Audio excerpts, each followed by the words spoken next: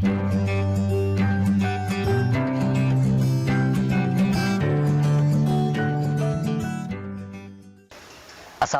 warahmatullahi wabarakatuh. Alhamdulillah pada kesempatan pagi yang berbahagia ini kita bisa bertemu kembali. Dan mungkin ya adik-adik kelas 11 ada yang lupa ya nama Bapak Jajang Nurul Huda. Dan pada kesempatan ini insya Allah kita akan pelajari bab yang ke-10 tentang penyelenggaraan jenazah. Nah, lalu apa yang harus kita lakukan ketika di sekitar kita ada yang meninggal? Yang pertama nih, masalah kematian. Pasti siapapun akan mengalami yang dinamakan mati atau meninggal. Karena mati itu bahasa yang umum ya. Karena beda antara orang yang biasa, antara orang yang punya derajatnya tinggi. Kalau dibilang mati itu pasti tidak melihat manusia, apakah itu binatang, semua yang namanya makhluk hidup pasti mengalami kematian. Sebagaimana difirmankan oleh Allah Subhanahu wa taala, A'udzubillahi minasyaitonirrajim, kullu nafsin za'iqatul maut wa innamat tuwaffawna ujurakum yaumal qiyamah faman zuhziha 'anil nar wa udkhilal jannata faqad faz wa mal hayatud dunya illa mata'ul ghurur. Nah, anak-anak harus tahu ya, setiap yang bernyawa itu pasti akan mengalami yang namanya mati, wafat, meninggal dunia. Kemudian ketika kita nanti akan dihadirkan oleh Allah Subhanahu wa taala pada hari kiamat, pasti semuanya pun akan dibangunkan kembali. Itu harus percaya. Siapa orang yang dimasukkan oleh Allah atau dijauhkan oleh Allah dari neraka, kemudian dimasukkan ke dalam surga, maka orang tersebut termasuk orang yang bahagia. Nah, jangan kita sesekali tertipu dengan adanya kita hidup di dunia ini. Karena apa? Wa mal hayatud dunya illa mata'ul ghurur. Kehidupan dunia tidak jauh, melainkan hanya sekedar penipuan belaka. Jangan sampai kita tertipu, karena kita akan mengalami yang namanya kematian. Sementara kita harus mempersiapkan apa yang harus kita bawa, apa yang harus kita jadikan bekal ketika kita menghadapi Allah Subhanahu wa taala. Jadi pertama yang berkaitan dengan masalah penyelenggaraan jenazah ini, diantaranya kita harus tahu ada yang dinamakan kematian. Maka ketika ada yang dinamakan kematian, pasti ada yang dinamakan jenazah. Kemudian yang kedua, bagaimana sih penyelenggaraan jenazah? Nah, penyelenggaraan jenazah tersebut harus kita urus dari mulai seorang muslim, apakah itu orangnya masih muda atau sudah tua. Ada 4 pokok kewajiban. Ini yang 4. Pertama, harus dimandikan. Yang kedua, harus dikafani. Yang ketiga, harus disolatkan. Yang keempat, harus dikuburkan. Nah, bagaimana hukumnya? Hukum dari penyelenggaraan jenazah masuk dalam kategori fardu kifayah. Karena dua ya, ada yang dinamakan fardu ain, ada yang dinamakan fardu kifayah. Apa yang dinamakan fardu ain? Kewajiban setiap manusia, tidak bisa diwakilkan sama yang lain. Kalau yang dinamakan fardu kifayah berarti kewajiban semua manusia, akan tetapi ketika ada yang telah melakukan sama yang lain, yang lainnya tidak berdosa. Nah, dalam penyelenggaraan pemulasaraan jenazah berarti ketika ada di antara tetangga kita, teman kita, saudara kita yang telah melaksanakan, walaupun kita tidak melaksanakan, kita tidak berdosa, hanya tetap pahala itu bagi yang melakukan, bagi yang melaksanakan. Nah, yang 4, pertama yang memandikan, yang kedua mengkafani, yang ketiga menyolatkan, yang keempat mengkuburkan. Nah, 1, bagaimana cara memandikan jenazah? Ada syaratnya. Pertama, orang Islam, Muslim. Ya, kalau orang kafir itu dalam hukum Islam tidak diwajibkan untuk dimandikan. Gitu. Yang kedua, di dalam tubuhnya si jenazah tersebut harus ada, walaupun hanya sebagiannya. Kalau misalkan sekarang ada yang meninggal dunianya karena terlindas kereta api atau karena terbakar, jadi tidak ada sisa, nah itu mah tidak wajib ya. Yang ketiga, bukan karena mati syahid. Jadi bagi orang yang mati syahid itu langsung penghormatan, penghargaan dari Allah Subhanahu wa taala, tidak usah dimandikan.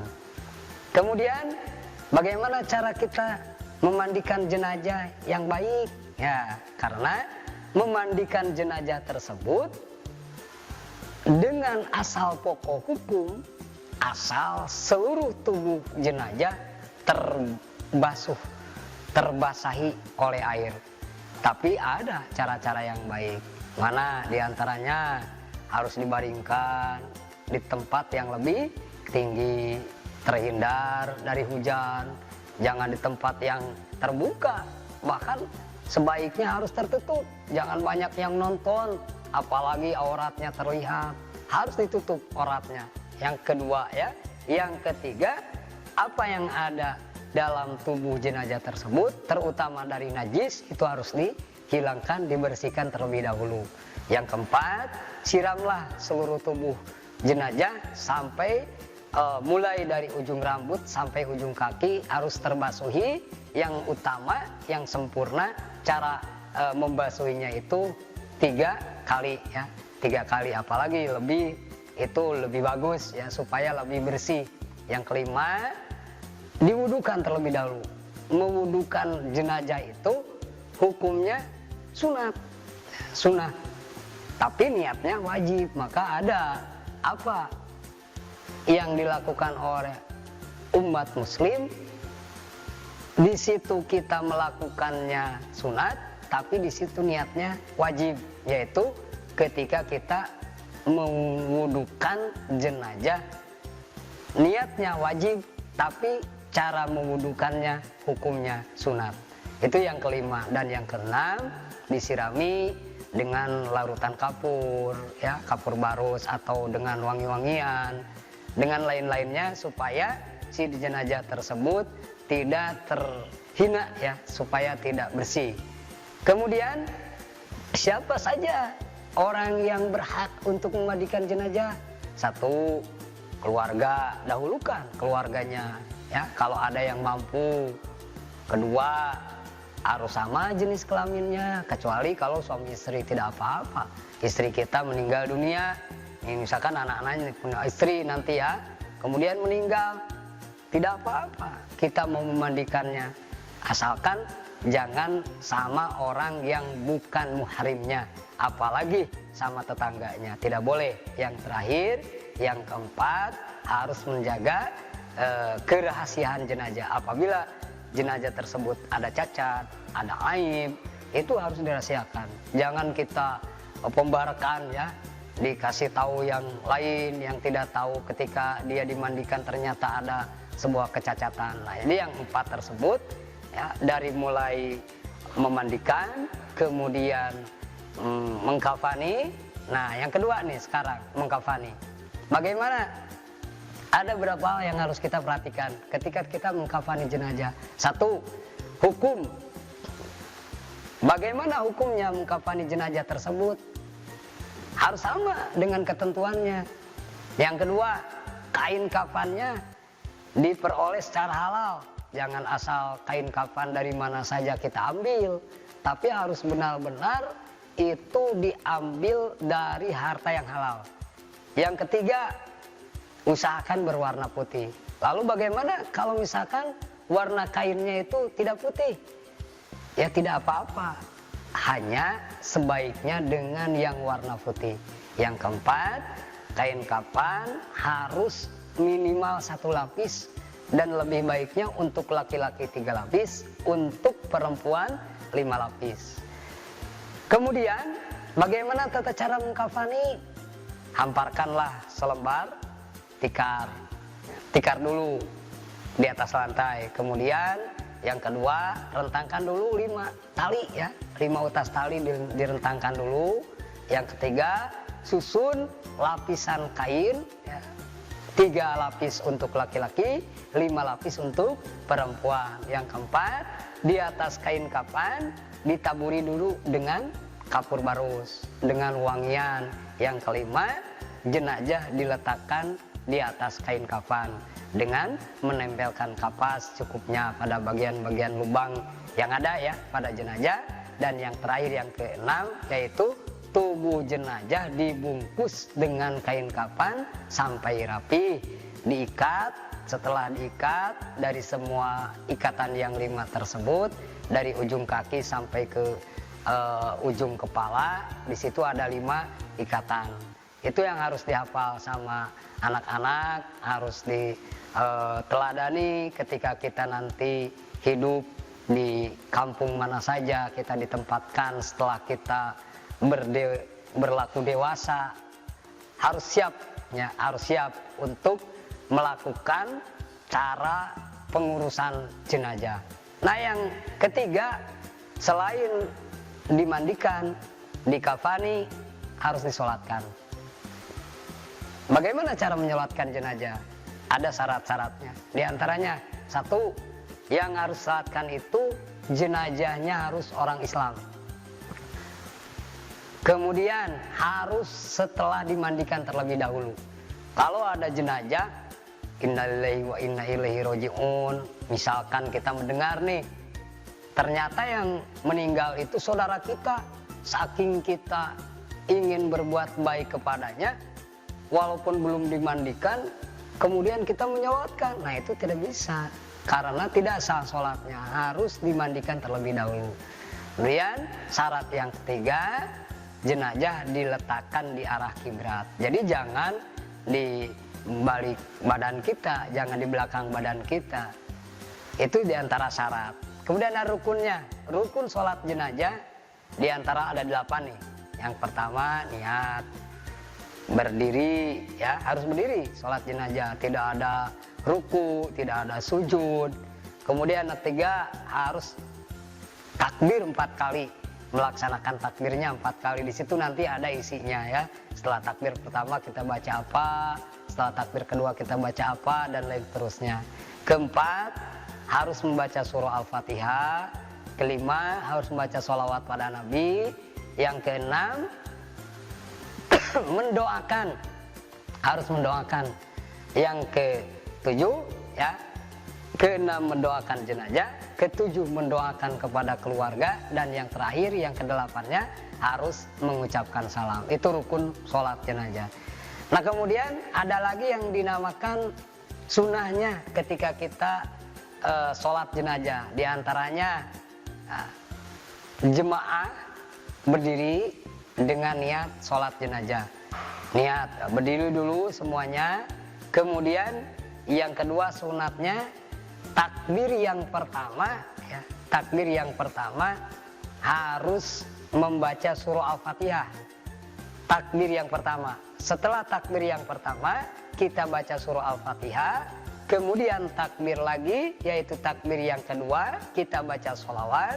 Kemudian takbir lagi, takbir yang ketiga, ketika kita setelah melaksanakan takbir yang ketiga, mendoakan akan jenazah. Dan terakhir, takbir yang keempat, kita mendoakan untuk semuanya muslimin muslimat. Itulah diantara syarat-syarat atau yang termasuk rukun dalam melaksanakan sholat jenazah.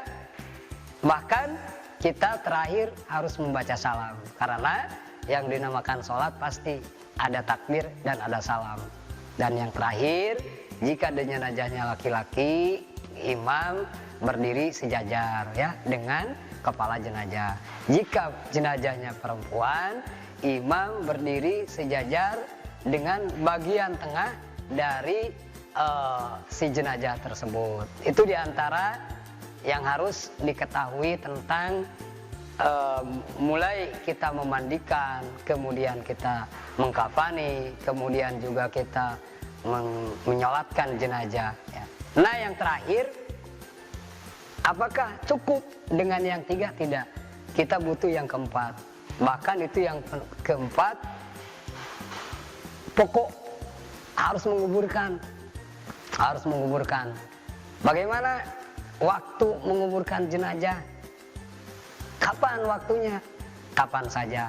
Tapi alangkah lebih baik ketika ada yang meninggal harus disegerakan. Karena al-ajalah minasyaiton. Terburu-buru itu dari syaitan. Hanya ketika ada perkara kelakuan yang harus kita buru-burukan, yang harus kita percepat pelaksanaannya, diantaranya ketika ada tamu, percepatlah tamu tersebut, kita bawakan air minum atau makanan yang lainnya. Ketika kita terlibat dengan adanya tetangga, saudara, siapa saja yang meninggal dunia, maka sebaiknya sunnahnya itu harus disegerakan. Walaupun menguburkan jenazah kapan saja, mau siang, mau malam, mau sore, ataupun malam hari, tidak apa-apa. Hanya yang lebih baik diutamakan harus disegerakan. Bagaimana caranya? Ada kaifiah ya, kaifiah itu caranya. Pas masukkan jenazah itu ke dalam kubur ada tata caranya. Dari mulai kita menurunkannya, memasukkan ke dalam lahat itu, pertama kita harus punya cara kepalanya terlebih dahulu. Ya, dilakukan lewat arah kiri. Kemudian jenazah diletakkan dalam posisi lahat itu dengan posisi miring, ya, di atas lambung kanan bagian bawah. Kemudian menghadap kiblat. Nah, yang ketiga, pipi dan kaki jenazah ditempelkan ke tanah dengan membuka kain kafan dan tali. Kemudian yang keempat, menimbun atau mengkubur dengan tanah. Yang kelima, doa yang isinya mohonkan ampunan dan keteguhan. Terakhir, yang keenam, Rasulullah SAW mengingatkan agar jangan membuat bangunan di atas kuburan. Hati-hati ya, jangan sampai kita membuat rumah, membuat saung-saung, apalagi sekarang kan musim tempat selfie, jangan. Karena kuburan itu sangat dijaga oleh Allah Subhanahu wa Ta'ala, melalui Rasulullah SAW harus dijaga oleh orang yang masih hidup. Jadi kesimpulannya, ketika ada orang yang meninggal dunia, kewajiban bagi orang yang masih hidup ada 4 poin. Yang pertama yaitu harus dimandikan, yang kedua harus dikafani, yang ketiga harus disolatkan, dan yang terakhir harus dikuburkan. Itulah mungkin yang berkaitan dengan jenazah. Adik-adik nanti ditugas ya.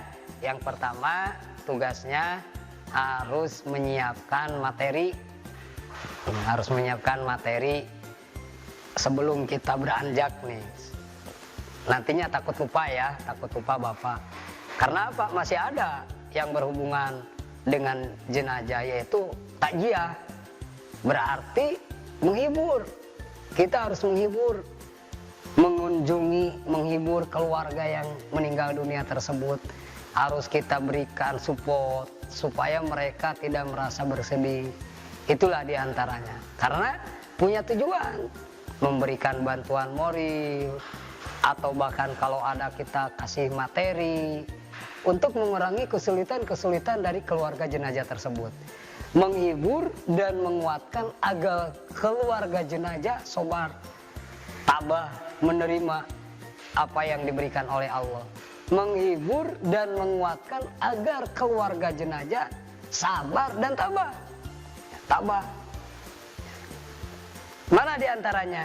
Sebagai pelajaran dan koreksi diri bahwa setiap yang bernyawa pasti mengalami kematian. Sebagaimana yang disampaikan atau difirmankan oleh Allah Subhanahu wa Ta'ala dalam surah Ali Imran ayat yang ke-185. Itu tentang takziah ya, takziah atau melayat kalau istilahnya, yang suka dilakukan oleh orang-orang yang ada di sekitar kita. Nah, selain itu pula perlu kita ada ziarah kubur. Bagaimana ziarah kubur?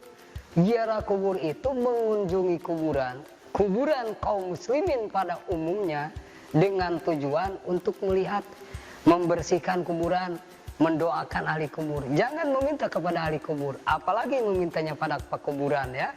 Kita memintanya kepada Allah, bermohonnya kepada Allah, bertawasul dengan cara mendatangi makobiro, mendatangi kuburan-kuburan, apalagi kepada orang-orang solih, seperti kepada para waliullah, para ulama. Nah, di situ akan ada realisasi apabila kita rasakan. Akan ada nanti ya, di rumahnya masing-masing, laksanakan. Kita sering berziarah, apalagi kalau di antara orang tua kita sudah ada yang meninggal, kita lakukan ziarah kubur. Ada lagi doanya, doa ziarah kubur kita baca. Mana? Kalau kita mendekati makobiro, mendekati pemakaman, baca Assalamualaikum ahla diyar minal mu'minina wal muslimina wa inna insyaallah bikum laikun nas'alullahu lana walakumul afiyah. Nah, baca itu sama kita, mudah-mudahan selamat dan sejahtera orang mukmin, orang muslim yang di sini, yang ada di sekitaran kuburan ini. Karena sungguhnya kami pun insya Allah akan menyusul kalian semua. Kami mohon keselamatan kepada Allah Subhanahu wa Ta'ala. Kami hanya sekedar datang untuk menjadikan ibrah, menjadikan sebuah cerminan bahwa kami pun sama halnya akan mengalami kematian. Nah, itu ketika kita berziarah, usahakan kita baca doanya ya, baca doanya. Masuk tempat makobiro itu jangan hanya sekedar datang, melainkan harus dijadikan cermin. Nah, adik-adik suka kalau misalkan habis lebaran kan, habis kita pulang dari tempat kita sekolah di mana, misalkan sudah 3 tahun tidak pulang ke rumah. Nah, ketika pulang ke rumah ada nenek, kakek dan lain sebagainya, kita datang ziarah ke kubur. Nah, itulah mungkin dapat disimpulkan cara penyelenggaraan jenazah tersebut. Ada 4 pokok kewajiban bagi orang yang hidup, yaitu memandikan, mengkafani, menyolatkan dan menguburkan. Jangan lupa kita harus takziah kepada para keluarga yang ditinggal, dan kita pun harus takziah datang ke makobiro, ke tempat kuburan. Tugas dari Bapak pertama, bikin sebaik-baiknya bagaimana caranya, bukunya yang rapi, di situ ditulis siapa ya, ada namanya, apa saja. Pertanyaan dari Bapak ya, tugas nih, apa saja yang diwajibkan bagi orang yang hidup ketika ada yang meninggal? Itu yang pertama. Yang kedua, bikin di situ sebuah video tata cara kita sedang menyelenggarakan sholat jenazah. Yang ketiga, yang terakhir, tugasnya coba adik-adik bikin kelompok. Yang satu, kelompok A, misalkan video sedang mengkafani. Yang kedua, video kelompok B misalkan sedang menyolatkan. Dan kelompok yang ketiga bikin video sedang mengkuburkan jenazah. Itulah tugas dari Bapak. Laksanakan dengan sebaik-baiknya. Insya Allah dalam pertemuan yang lain mudah-mudahan kita bisa dipertemukan kembali. Sekian dan demikian. Wassalamualaikum warahmatullahi wabarakatuh. Kunjungi sosial media lainnya seperti website kami di pkbmalkata.com, Facebook PKB Malkata Mananjaya, Instagram PKB Malkata _official. Dan terima kasih telah klik video ini. Jangan lupa like, comment, share, dan subscribe untuk menunjukkan dukungan kamu terhadap channel ini. Enjoy the video PKB Malkata.